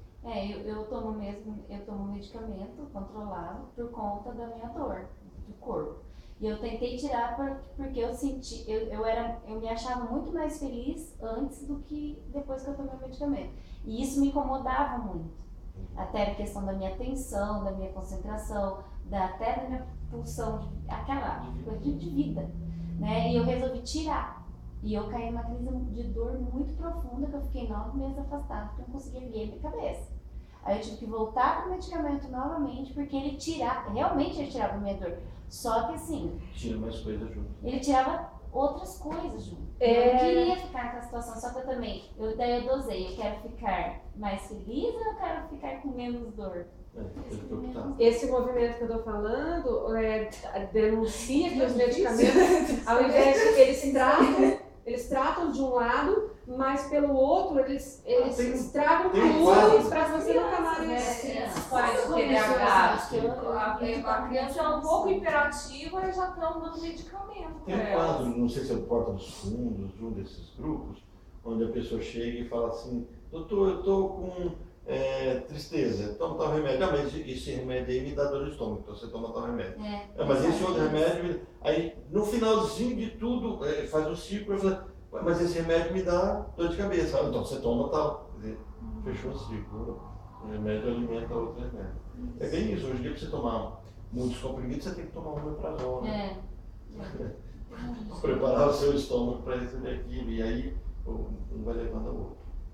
Quando a sociedade começou a impor essa questão de que todo mundo tem que ser feliz, não aceitar tristeza? Esse conceito de felicidade? Não é tão. Isso não é muito sempre. Não é muito antigo, não. Isso é uma imposição. Essa imposição que surge com o mundo moderno, o mundo das aparências. O mundo mais antigo, o mundo primitivo, ele tem momentos de catarse. Tem uma palestra do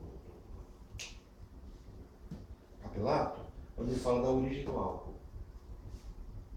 A função do álcool na sociedade primitiva. Você já viu essa palestra? É maravilhosa. E ele diz assim, por que hoje o álcool é um problema? E um problema para o índio, por exemplo, né? A gente estava comentando sobre a questão do índio. Por que é? Vamos pensar no momento tribal.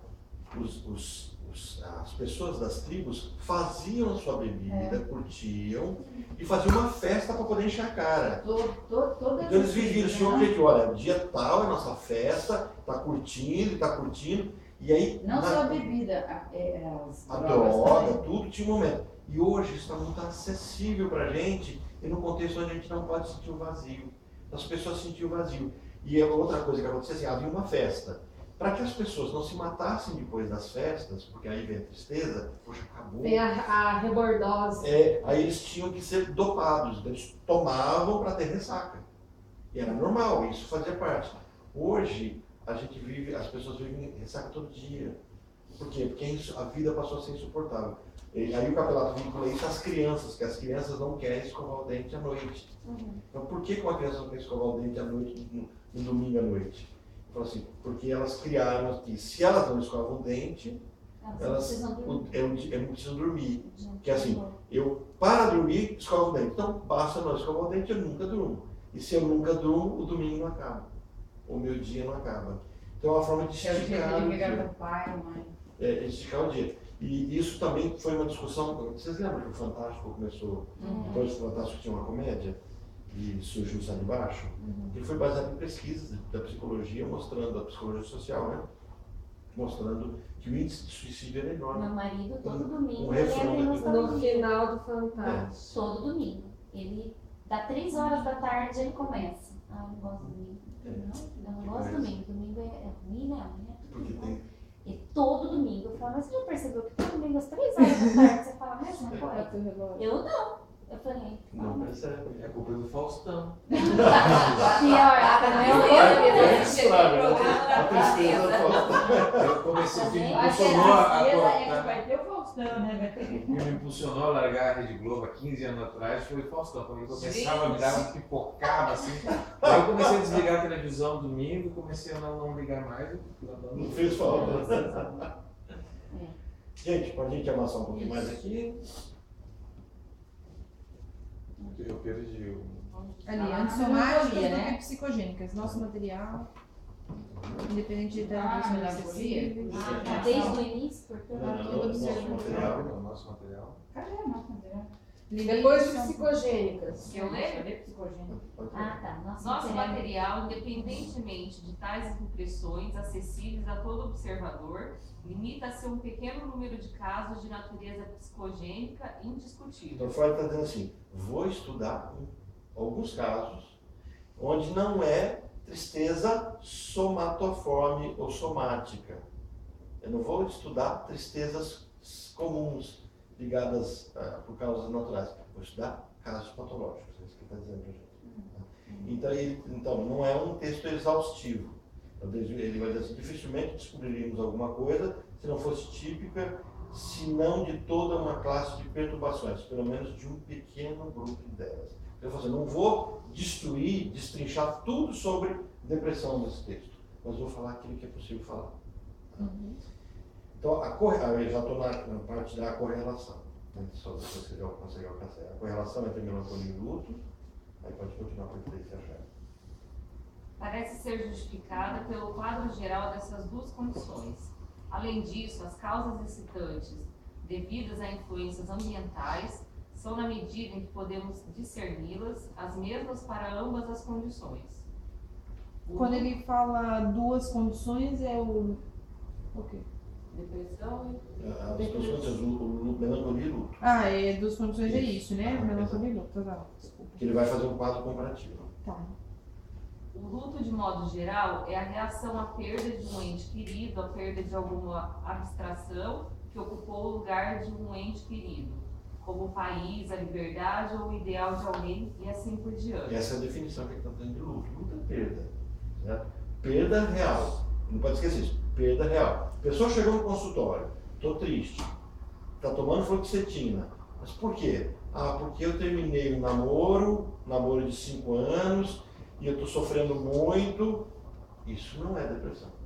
Então, é correto dar medicamento, sendo que tem risco de, por exemplo, suicídio? Necessariamente não. O que teria que ser investigado é isso.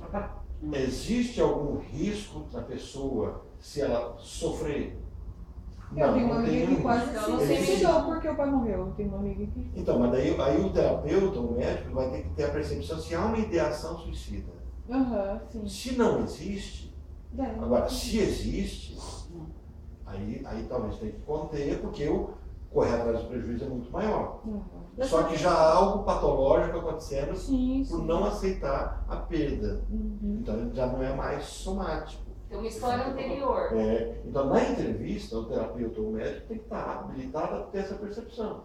Mas, professora, acontece às vezes de você chegar no consultório de um psiquiatra e querer exemplificar o tamanho do seu sofrimento, tudo, e você diz para ele, eu queria morrer, a solução seria morrer, mas isso não é uma vontade, eu vou me matar. E o psiquiatra interpreta e te dá lá. E quando ele não fala assim, mas isso não é vontade. Aconteceu uma vez, o dia que eu fui conversar lá com o psiquiatra, eu falei, olha, eu não queria tomar esse remédio. Mas eu tomo só porque eu tenho dor, né? Eu falei, mas eu não queria tomar isso aqui. Aí fechou a porta, olhou como assim. você não tem vontade de se matar? Eu olhei pra ele. Eu não. Aí eu falei, olha, tá doido? Aí ele falou, mas bem sincero, você não tem vontade de se matar? Ele queria que eu falasse que eu tinha vontade de me matar. Ele tá buscando uma ideação suicida. Aí, sabe, assim, aquela coisa que foi assim, ai meu Deus, fica estirando assim também. É uma busca, principalmente uma busca que a gente acaba fazendo com o paciente de forma mais discreta e durante muitas dinâmicas. Ele quer em meia hora, 15 minutos. A minha amiga, ela foi no psiquiatra. Eles querem que você fale. Ele já receitou remédio pra ela e ela tava triste. No período que ela tava triste. Eu tô falando isso que aconteceu comigo. Eu falei, foi uma frase solta no meio de toda a explicação e ele me receitou esse mais comum dos primeiros, como é que é o nome? Fluoxetina, lítio? Não é a fluoxetina, não é o lítio. É o nome comercial. Clonazepam.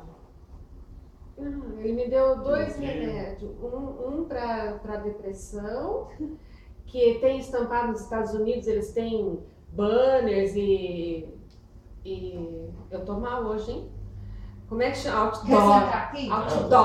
Quer sentar Pra falar, aqui? você está tristioso? Você já tomou o seu... o nome do remédio. Agora eu não lembro o que é. Mas a base é a fluoxetina, mas o nome comercial da fluoxetina. Ele me receitou aquilo, na dose alta, e me receitou o bromazepam, o Lexotan. A fluoxetina eu consegui tirar, tirei. Quer vir aqui, O Lexotan eu não tiro. Ficou suada. Não vou não, senão vou fazer umas revelações. Sentou aqui, começa Começa a soltar a língua. E pior que eu não consigo, eu só sento nessa cadeira, eu não consigo. Eu sei que você fala no espelho, mas eu não consigo. Eu sentar na frente do espelho, eu deixo a Por isso que ele tá assim, ó. Eu tô de frente. Aí eu faço o contrário. Ele tá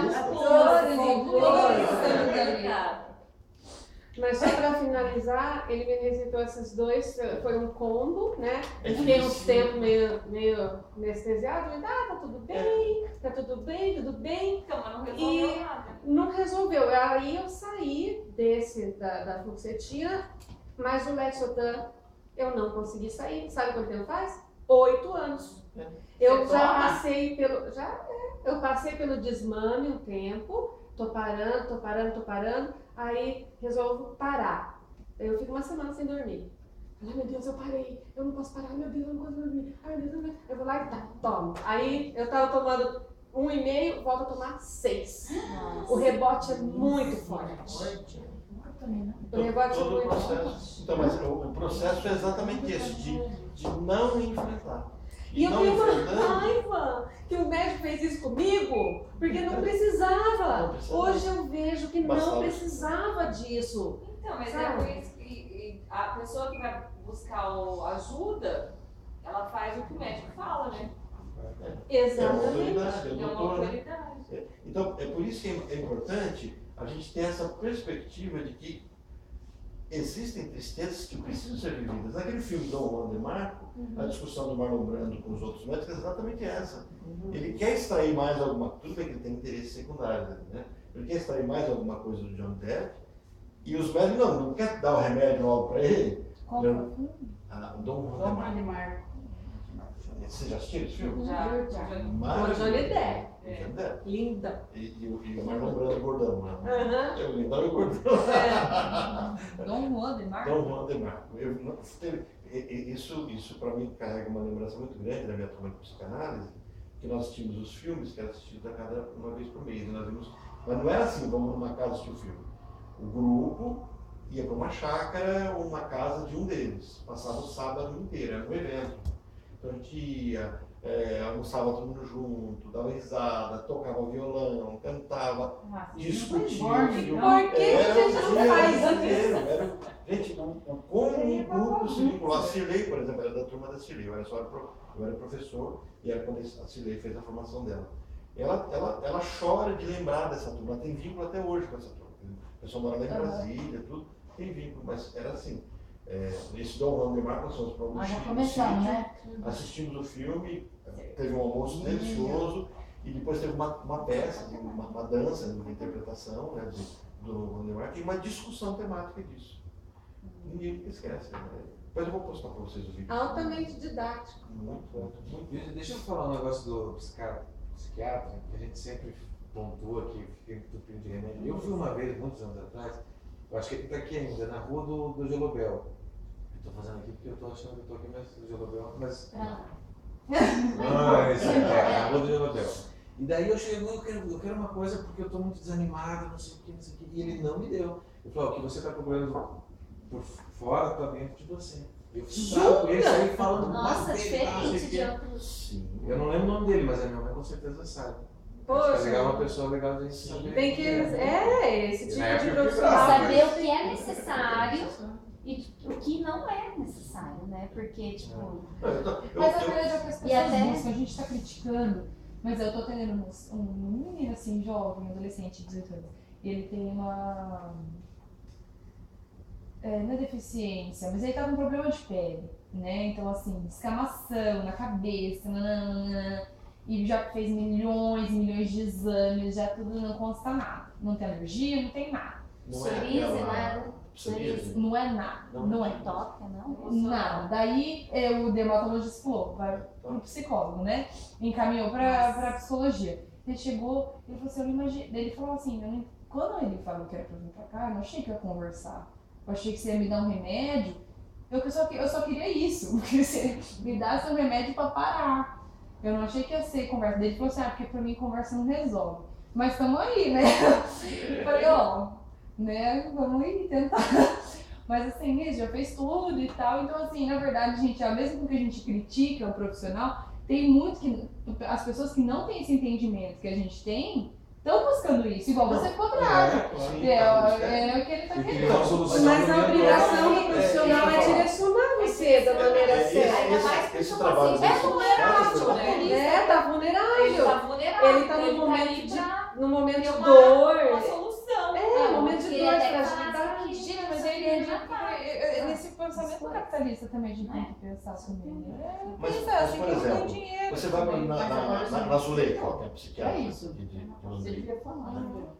Consulta dela R$500. Acho que é uma boa ideia. Deixa ele louco. Ela não dá medicamento, só se for necessário. E é uma das mais bem cotadas, procuradas, né? Eu mando para Fernanda.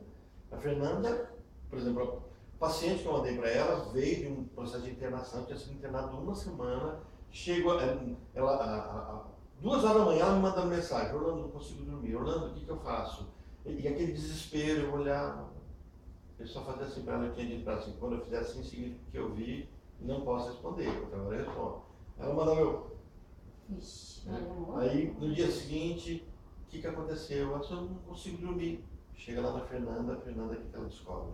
Que o médico anterior tinha dado um remédio para ela dormir e outro para ela acordar. Oxe. Então, ela já estava pilhada, ela já estava no processo de mania.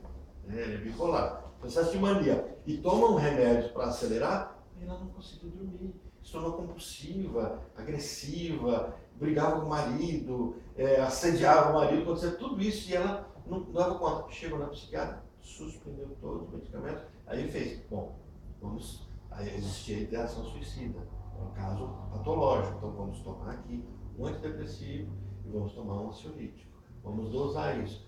Agora já está no processo de desmame, porque os remédios demoram 1 mês para encharcar a pessoa, primeiro ele tem que encharcar. Se eu tomar um remédio hoje, não faz o efeito total, demora 1 mês ou muitas vezes até mais, aí depois que começa o processo de desmame. Um psiquiatra maduro não mantém o paciente preso a ele por conta do medicamento. Com certeza. Aí a gente fala, mas e o capitalismo? Você não precisa aprender com o medicamento. Você pode falar, eu preciso ver você todo mês para ele estar conversando, para acompanhar você. Não, vai sim, é difícil enfiar isso aí. Não, só quis dizer que não Eu só vou lá para pegar receita. Não atende mais, né?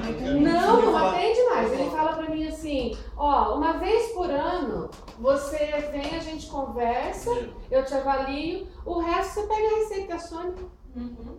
Eu passo lá pra pegar a receita. Sônia é a secretária. Não falo o nome não, mas eu sei quem é, porque tá falando da secretária.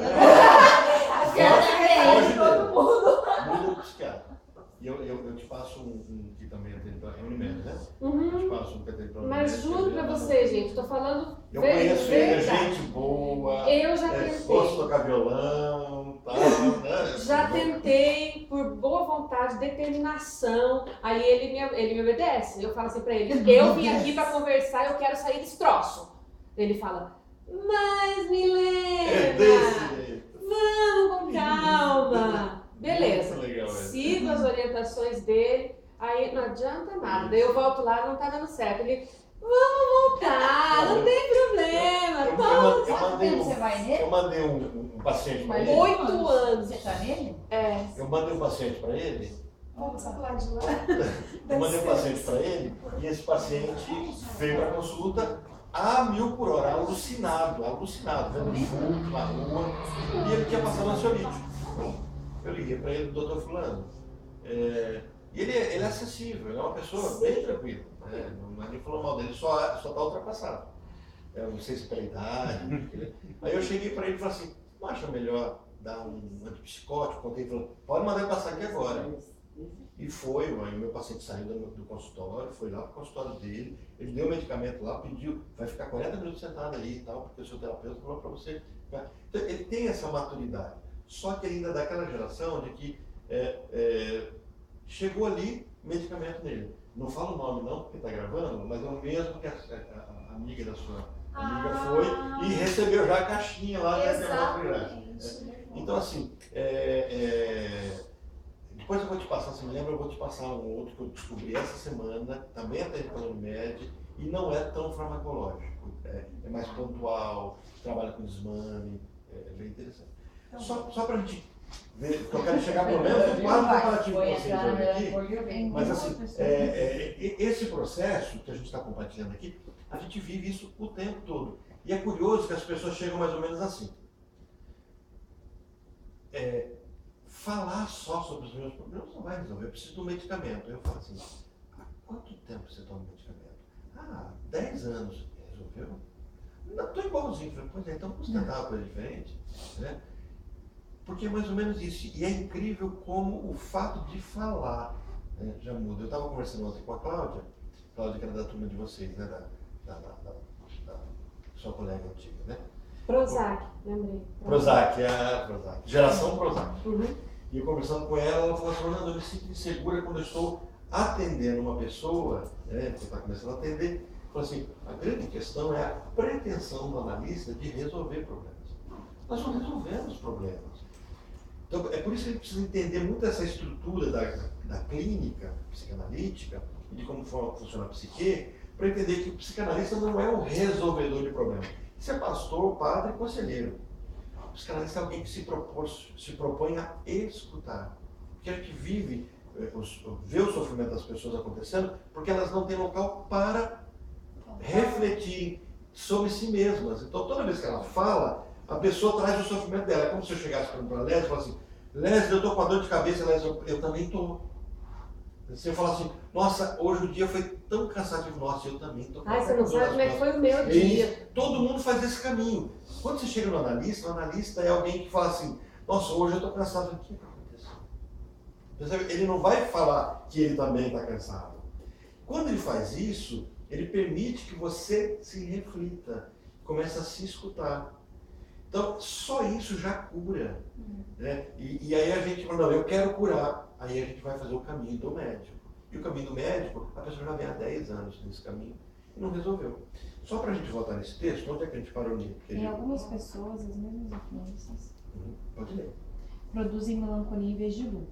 Por conseguinte, suspeitamos de que essas pessoas possuem uma disposição patológica.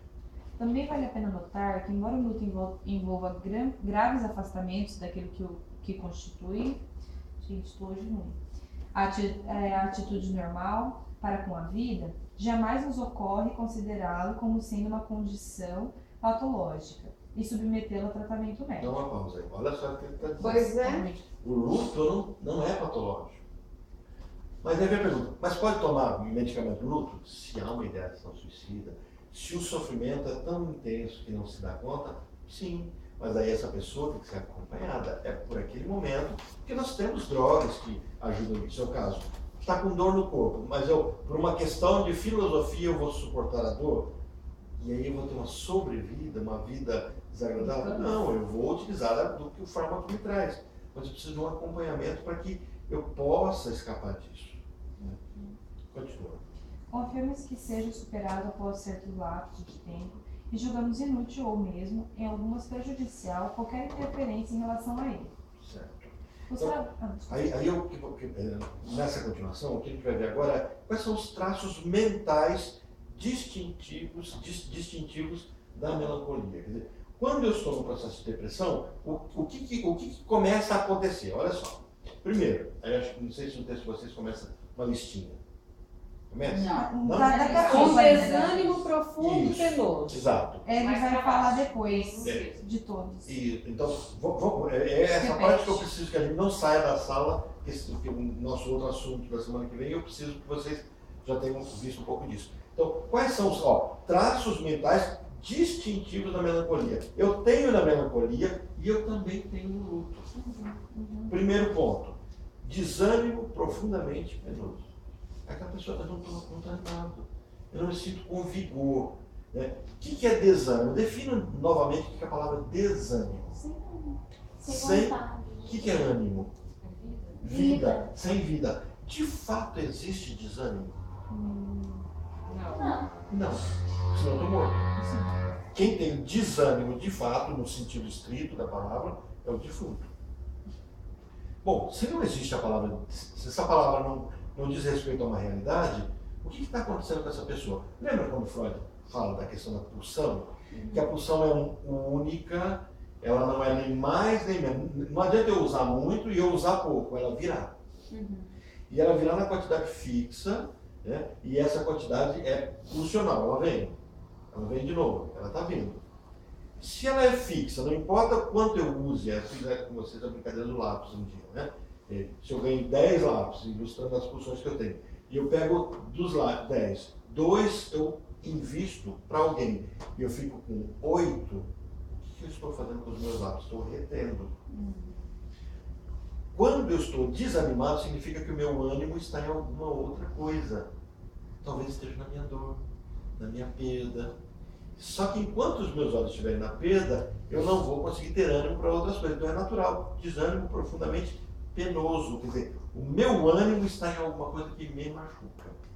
É isso que Freud vai trabalhar no texto, além do princípio do prazer, quando ele vai colocar que se de fato a regra de que nós não gostamos de sofrer fosse verdadeira, quando nós vemos uma situação ruim, nós nunca mais quereríamos lembrar dela. Por exemplo, você vê um acidente, se eu não quero sofrer, de fato, eu nunca mais penso naquele acidente.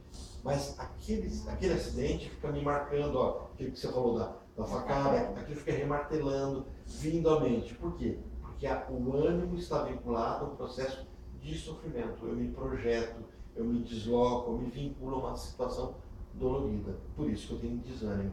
Como é que eu vou começar a resolver isso? Na terapia. Eu vou ter que falar sobre isso. Segundo item. O professor, você falou, o ânimo está em algo, no meu objeto de dor, em algo que me causa a dor. Exato. Quando eu vejo uma pessoa que eu quero muito morta, o meu ânimo está vinculado à minha perda.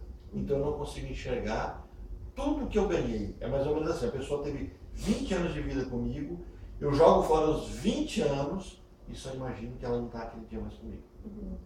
Eu me lembro de um paciente que tinha terminado com a namorada e foi um namoro de 6 meses, que para ele foi maravilhoso, foram as primeiras experiências de tudo para ele, foi a primeira namorada, a primeira relação, tudo primeiro. E quando terminou, a vida dele acabou e ele falava assim: Orlando, me hipnotiza, tira para mim essa lembrança, eu não quero mais lembrar dela, eu quero esquecer o nome dela. E eu falei assim, mas se ela foi tudo para você, né, foram 6 meses de relacionamento, foi sua primeira namorada, se isso sumir da sua vida, você não acha que vai faltar um pedaço da sua vida? Você não vai perder algo tão precioso quanto um braço seu? Hoje ele está namorando uma outra pessoa, está tranquilo, e ele sempre fala assim, ainda bem que eu não precisei esquecer. Porque hoje eu tenho um carinho muito grande para aquela pessoa, porque fez parte da minha história, mas hoje não tem mais sentido eu sofrer por ela. Ele tem que assistir Brilho Eterno de uma Mente Sem Lembrança. Nossa, é interessante. Você assistiu esse filme? Fantástico. Ai, gente, é muito... É muito bom. É muito bom. Eu vou ter que assistir. É com a Rose do Titanic lá, Ah, é? o nome dela? Esse é Kate. Isso, é a Kate e o Jim Carrey. Você vê ele comediante, né? Mas ele ali, de uma mente sem lembrança. Ali ele é dramático. Dramático, não, É excelente o filme. Muito maluco, mas se você pensar se um dia aquilo for possível, aquilo que eles propõem no filme, nossa. Mas o medicamento. Brilho eterno de uma mente sem lembranças. Esse filme é 10, é 10. Ah, eu acho que eu sei que ele... Apaga memórias. Mas o Prozac faz isso. Apaga memórias da pessoa. Ela vai lá e contrata o cara para tirar etapas de sofrimento da vida dela. E com isso ela fica um buraco. Aí ela encontra as pessoas na rua que a conheceram naquele período, ela não conhece a pessoa. Apagou a memória. Apagou a memória e tudo vinculado. Aí começa a fazer buraco, né? Vai dizer, quem eu sou? Mas a pessoa que toma antidepressivo, por exemplo, isso não ela chega mais. em consulta assim, Não. eu estou meio desconcentrado, eu estou esquecendo das coisas. Eu falo assim, mas os remédios que você está tomando é para Eu estou esquecer. esquecendo, eu não estou tomando remédio. O que está acontecendo?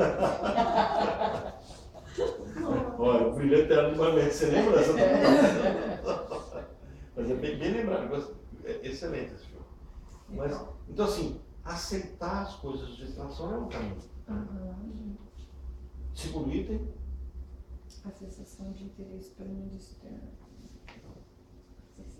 A seita do Freud é justamente essa, né? A seita que dói menos. A seita que dói menos. A seita do Freud, eu gostei. A seita que eu lembrei da seita eu escutei uma reportagem hoje, a pessoa falando, não entra no assunto do Lula, não, que leva até aquela Lula ali. Que é? Do assunto? Não vamos entrar no assunto do Lula, não, porque você está aquela Lula, né? Mas assim, quando ele fala assim que a seita do Deus Lula, né, é uma coisa que fala assim, o pessoal parar de ficar tanto tal, né? A seita do Freud é interessante. Mas quando ela falou seita que dá menos, eu tento fazer o seguinte, quando alguma coisa ruim acontece, eu tento dizer o que é que eu preciso aprender com isso que aconteceu. Aprender do lado positivo. Se acontecer um negócio, o que eu tenho que aprender, o que eu não aprendi ainda?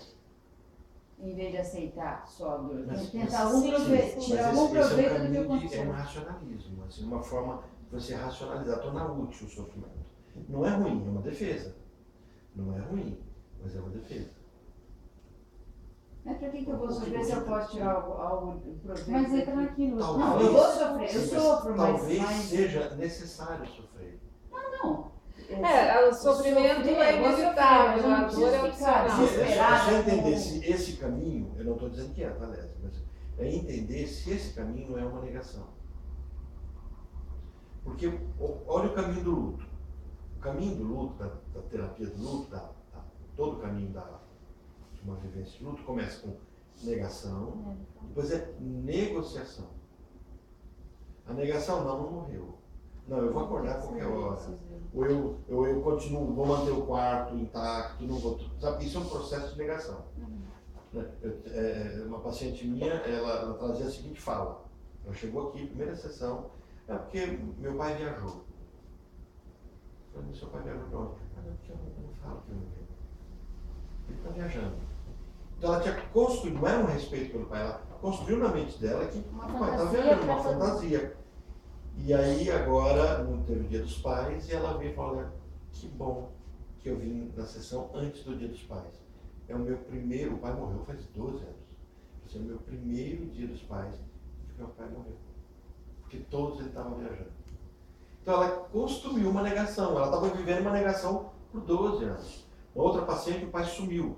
Sumiu e nunca mais apareceu. Há quantos anos? Há 30 anos o pai tinha sumido. Então foi sequestrado, deve ter sido morto, era caminhoneiro. E ela vinha para a sessão, assim, a hipótese de achar o pai. Então ela ficava assistindo o programa, há 30 anos tentando achar o pai. A mãe morreu. Quando a mãe morreu, eu falei assim, não está na hora de fazer o luto também, o enterro do pai. Aí ela fez 2 coroas, para a mãe e para o pai. Ela precisava viver aquela dor. Ela chorou, ficou livre. Então, assim, muitas vezes o explicar não é um caminho. Não estou dizendo, não estou discordando da sua resposta, que é uma estratégia maravilhosa. Ela é útil, mas ela é uma técnica. A questão da criança, né? Como que a gente trabalha essa questão do luto com a criança? Muitos, virou uma estrelinha, etc. Tal, né? Não deve falar, eu acho que não deve falar isso. Acho que tem que chegar e morreu. Dói, mas eu já atendi pessoas que chegava e dizia assim, porque senão ele vai crescer não despedi da achando minha que avó, não despedi do meu pai, não despedi da minha mãe. Teve uma paciente uma vez que uma tarefa que ela teve que ir em outra cidade para visitar o túmulo da mãe. Ela não lembrava nada da mãe, ela deletou a mãe porque ela não foi no velório. Então a mãe não morreu, a mãe estava viva. A mãe estava viva e ausente. Aí ela não era alguém, ela não era órfã, ela era abandonada. A mãe foi embora sem falar nada, assim, né? Foi, mas aconteceu. Teve uma outra que, essa outra assim, a mãe sumiu e ela começou a chorar, chorava. Chegou uma hora que a avó dela, não suportou, levou ela para o cemitério. A mãe está aí. Muito mais chora. Aí ela perdeu o rosto também. Ela era abandonada pela mãe, ela perdeu, ela não conseguia lembrar como era a mãe, não lembrava do carinho da mãe, e a mãe morreu, ela tinha 7 anos. Então assim, e é bem a fase que eles têm medo da morte, né? Quando foi o que a minha menina Chica falou, eu tenho medo que você morra. Você morre, E aí imagina, né? Eu também falei pra ela, eu não falei pra ela, falou. E eu não falei pra ela assim, olha, a mãe nunca vai morrer, né? Se um dia a mãe morrer, né? Aí conversei com ela. Porque assim, eu também se eu falar pra ela, eu nunca vou morrer e eu morro no outro dia. O que acontece? O que eu fiz com a minha filha? Tem que treinar, ou a palavra não sei, treinar, né? Difícil, né? Tem que treinar. É difícil. A palavra não é treinar, mas tem que pegar o cão, salivar. Tem que trazer a percepção aceitar que faz parte, difícil aceitar, mesmo, né? Ajudar a aceitar. Então, a sensação do interesse pelo mundo externo. Tinha uma paciente que ela também, o pai tinha morrido há 8 anos e ela chorava, sonhava e trazia muito isso para a terapia. Só que daí o que eu percebi? Que esse sofrimento dela, eu não achei que isso fosse um luto. Talvez você vai me explicar, talvez seja uma forma de luto. Mas eu comecei a perceber que ela já não estava sofrendo pelo pai, era por si mesma. É como se ela arrumasse uma desculpa para ela não dar conta da própria vida. Porque daí ela estava chorando pelo pai, ela estava sofrendo pelo pai. Mas não era ele, era dela, da vida dela. Então, isso acontece? Sim, mas isso tem a ver com depressão. A depressão, o caminho da depressão é esse. Eu colo o meu desejo em algo que há uma representação, mas colo em mim. Aí ao chorar, o outro estou chorando por mim. Exatamente. O processo é de depressão. E o mecanismo de Freud vai trabalhar isso aqui. Vai fazer esse fim. Mas é isso. A sensação de interesse pelo mundo externo. Então, no luto na depressão acontece isso. Tá? O mundo externo não tem tanto interesse mais, perde-se o brilho. Perda da capacidade de amar. Olha que interessante. A pessoa vivenciando a melancolia, a depressão, ela perde a capacidade de amar. Ela não ama a si mesma, ela não pode amar o outro. Ela perde a capacidade de amar o outro, porque, na verdade, ela odeia a si mesma. E ela odeia numa instância que ela se tornou o outro. Que talvez esse cara tenha se tornado o pai. Um filme maravilhoso. Luiz, você assistiu Imaginário? Não. Daquela banda que você lembra? Nightmare. Bom, não sei aquelas pesadelos, né? Nightwish, como é que é? Nightwish. Bom, o filme chama Imaginarium, não é Imaginarium não. E aí é muito vinculado a isso, um menino que recusa perder o pai. Ele viu o pai dando tiro na cabeça. Contei o final do filme. Ele viu o pai dando tiro na cabeça. Spoiler! E aí ele, o filme todo começa assim. Já contou o final, não? Um roqueiro. Já que a gente sabe, que está morrendo. E aí o médico chega para a filha dele e fala: para não te incomodar, você já não quer deixar assinado a hora que o coração dele parar, a gente desliga os aparelhos aqui para não forçar. Ela olha, tá bom. Ela deixa assinado que o hospital pode desligar os aparelhos. Não precisa tentar ressuscitar. E aí ela vai embora. Ela vai embora se encontrar com a amiga do pai, a quem ela odeia, porque ela entende que a mãe morreu por ciúme dessa amiga. Então, mas é a única amiga do pai. E aí começa a mostrar a história do pai dentro da mente dele. E aí começa um menino que está num orfanato, que tem um capacete, que é colocado do lado de fora, um boneco de neve. E o boneco de neve, de repente, chega e leva ele para uma aventura. E começa a levar ele para vivenciar toda uma aventura nesse mundo da fantasia. Aí você vai descobrindo o que aconteceu. Esse pai, esse homem que está morrendo, viu o pai se matando. E ao ver o pai se matando, ele não quer, ele percebe que ele tem o mesmo mal do pai, depressão. Então o que ele faz? Você assistiu? Eu acho que eu já assisti. Eu não gravo o nome dos filmes, mas agora conforme você falou o nome. Aí ele pega e faz assim, não vou deixar minha filha sofrer. Como é que ele idealiza não deixar a filha sofrer? Não deixa ela amá-lo. Então, até determinada idade, ele cuida da filha, ele toca piano com a filha, ele tem uma bonequinha que é a filha. Quando ele percebe que ele é depressivo, ele não quer mais ver a filha. E aí a filha se afasta e entende que ele abandonou ela. Então, há um sofrimento intenso da filha, e ele está morrendo, e aí ela vai abrir o cofre dele. No cofre está o tesouro dele. Ele não pode precisar que é o tesouro. Como é que é o Imaginarum. Imaginarum. Tudo junto, imaginário, não é imaginário. Imaginarum, isso. E aí você vai vendo o boneco de neve, é o pai, a imagem do pai que ele prendeu dentro dele, e só tem libertação no momento que ele solta, porque no finalzinho ele vai soltar o boneco de neve, e aí o boneco de neve fala, você não sabe quem eu sou. Ele vai matar o boneco. E eu falo assim, eu sei, tchau papai. Aí o boneco se desfaz todinho. Naquele momento, ele começa a ter um resgate dele mesmo, e aí assiste na TV. Vocês assistiram Pais e Filhas, do Russell Crowe? Assista. Muito bom. Pais e Filhas? Pais e Filhas. É do ano passado. Ah, é recente. É recente. Russell Crowe com a... Coisa com uma mocinha lourinha, que começou criança e agora é mulher. É fantástico o filme. Trabalha essa questão também da tristeza? Trabalha essa questão. Manda um nome no grupo nosso. Vou falar, é um filme assim, para quem se identifica, é uma catarse se assistir aqui. É bem interessante. Agora a gente tinha que montar um sábado para me relaxar, assistir o filme, comer uma feijoada, dar risada. Comer uma feijoada? Não, assistir o filme. Assistir o filme, comer uma feijoada. A gente foi para assistir o filme, o que nós fizemos? Mas tem que tomar o filme depois. Tem que tomar depois, não na hora do filme. Tem que chegar, ver o filme, daí depois a gente...